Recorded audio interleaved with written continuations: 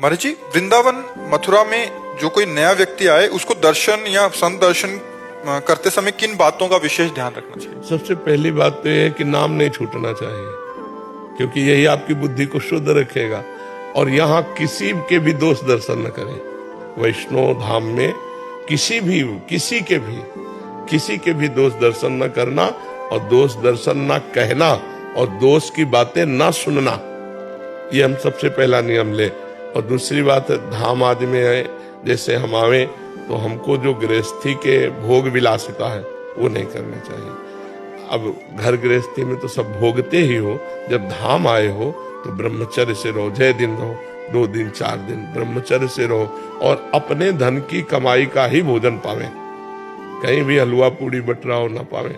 अगर अपने पास 100 रुपया है तो हम 10 रुपया के चना गुड़ लेके काम चला लेंगे, लेकिन हम हलवा पूड़ी दूसरे का नहीं पाएंगे, क्योंकि हम धाम आए हैं। हम पुण्य कमाने आए, पुण्य खोने नहीं आए। अपना भोजन धर्म के द्वारा कमाए हुए अर्थ से किसी का दोष दर्शन न करना, और निरंतर भगवान का नाम चिंतन करना। और हो सके अगर 3 दिन रुके तो 1 दिन उपवास करना।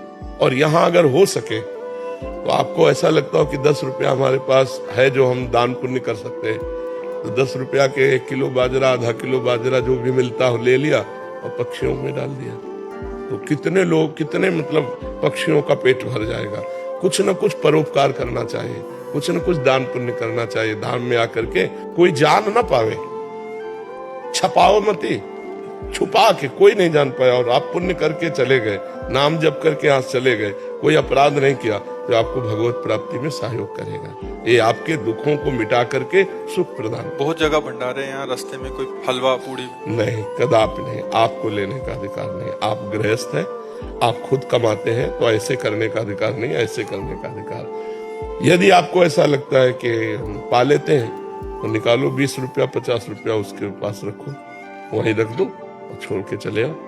अगर आपने पाया भरपेट तो आपको अंदाज होना चाहिए कि इतना 100 रुपया में मिलेगा, तो 100 रुपया निकाला वहां रख दिया, चल दिया, तो ये बात तो हो जाएगी। दान मत लो। गृहस्थ हो, दान पुण्य विरक्तों के लिए, गृहस्थ के लिए नहीं। भगवान ने तुम्हें जो दिया है उसी से उतना निर्वाह करो। नमक चना रोटी खा के गुजारा करके चले जाओगे तो पुण्य एकत्रित कर लोगे, हलवा पूड़ी खा के जाओगे तो पुण्य यहीं दे के चले जाओगे।